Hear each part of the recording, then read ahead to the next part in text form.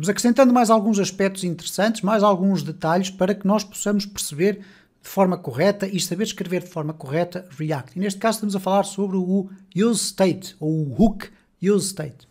Bom, vamos aqui alterar para hooks useState.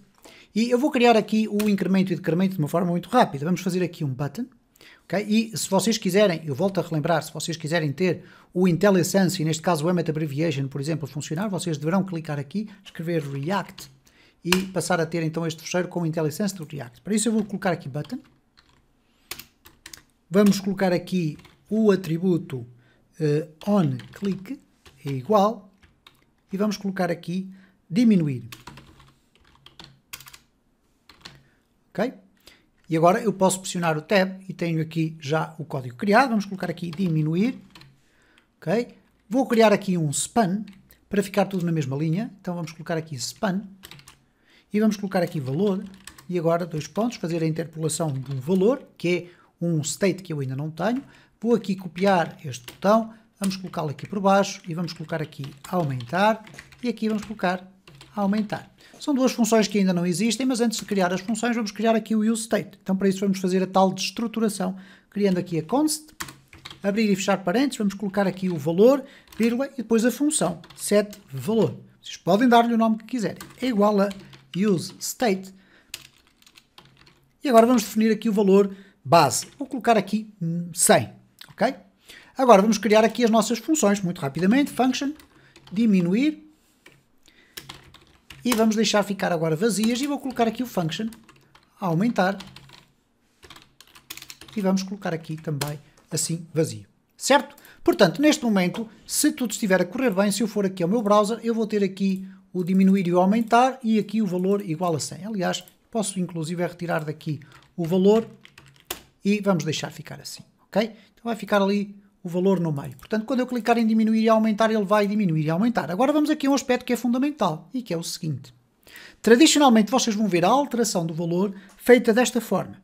setValor, abrir parênteses e vão colocar aqui o valor, que será o valor que aqui está, menos 1. Aqui em baixo vamos ter o valor mais 1. E aparentemente isto funciona de forma correta. E funciona. Repare, eu vou aqui, vou clicar no aumentar e temos ali o valor a ser aumentado e a ser diminuído também. Ok? Mas há aqui um pormenor muito importante. É que escrito desta forma, porque existe uma outra forma de escrevermos aqui o interior deste setValor, ou do argumento que aqui nós podemos passar, ele aqui basicamente está a ir buscar valor, que é o valor desta variável que aqui está, que é criada dentro do componente e quando ele é iniciado. Só que o que acontece aqui é o seguinte, imaginem. Reparem a diferença. Se eu quiser aqui fazer isto, o diminuir seria igual a quê? Diminuir dois valores, certo? E aqui se eu colocasse o aumentar desta forma, então estaríamos a aumentar em dois valores. Bom, na prática não é assim que funciona. E reparem, eu vou clicar aqui no aumentar e ele continua a aumentar e a diminuir apenas em uma unidade.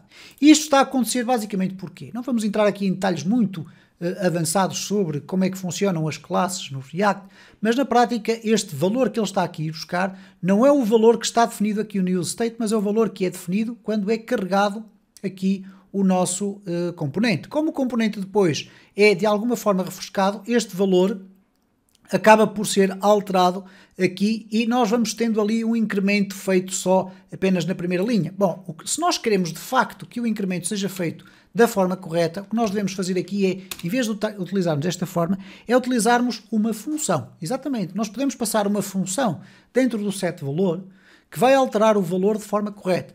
Ora, essa função é uma arrow function, que nós poderíamos interpretar desta forma, mas que não é necessário escrever assim, de uma forma tão complexa. Nós poderemos simplesmente escrever o quê? Podemos escrever aqui, por exemplo, valor antigo, e este valor antigo que eu estou aqui a definir vai passar a ser o quê? O valor que existe dentro do useSet. E o valor antigo vai ser passado para o interior de uma função onde eu vou dizer que valor antigo mais 1. Okay? Então vamos aqui copiar tudo isto e eu vou colocar aqui em baixo. Aqui obviamente é mais 1 e ali é menos 1. E agora vamos verificar se funciona tudo da mesma forma. Reparem, aumentar, ele continua a aumentar e a diminuir também. Mas agora, se eu duplicar em cada uma das funções esta forma de escrever, ou triplicar, por exemplo,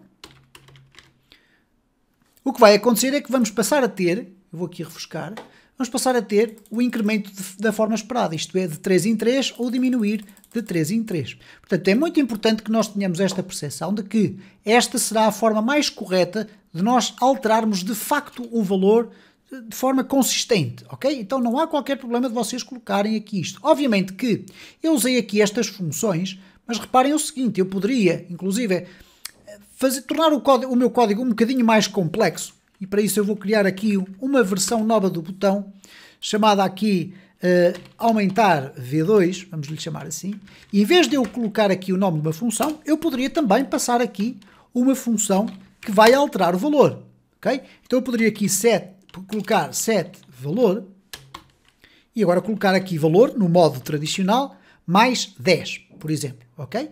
E reparem que isto que aqui está, à partida, não vai ter qualquer problema, reparem, eu estou a aumentar ali o meu valor de 10 em 10 unidades.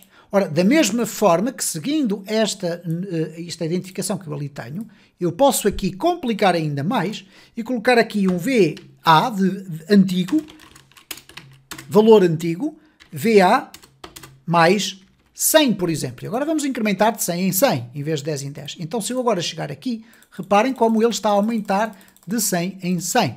É importante que vocês dominem este tipo de conhecimentos, porque não só vos vai habituar a escrever em JavaScript de uma forma mais correta, obviamente que aqui eu compliquei o código sem necessidade, e nós não devemos fazer este tipo de prática, embora ele seja possível.